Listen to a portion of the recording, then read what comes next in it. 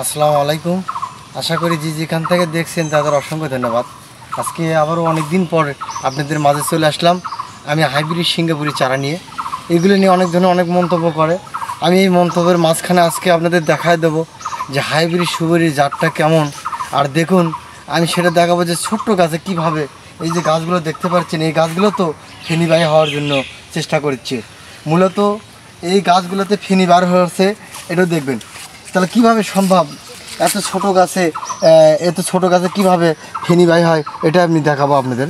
তো দেখুন, আমি দেখাচ্ছি এই যে ছোট গাছে এই যে কতক্ষণা না গিট ছাড়ছে, সেখান থেকে ফেনি বার হচ্ছে। দেখেন, এটা হলো হাইব্রিডের মূল উদ্দেশ্য।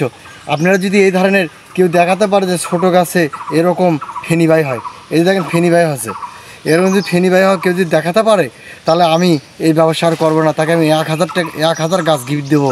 কেউ যদি এই ধরনের গাছ দেখাতে পারে বা ছোটো গাছে ফেনি বাই আছে, এই ধরনের গাছ যদি কেউ দেখাতে পারে, তাকে আমি 1000 টাকা গিফট দেবো এবং 1000 গাছও তার সঙ্গে বোনাস স্বরূপ দেবো। তাকে কোনো টাকা লাগবে না। যদি কেউ এই ধরনের দেখাতে পারে যে ছোটো গাছে আমাদের গাছে ইনকাম ফেনি বাইর আছে। আমি আর একটা গাছ দেখাচ্ছি এরকম, সেটাও দেখেন এরকম ফেনি বাইর আছে। তো দেখুন, এই যে দেখান যে এটা তো এরকম ফেনি বাইর আছে।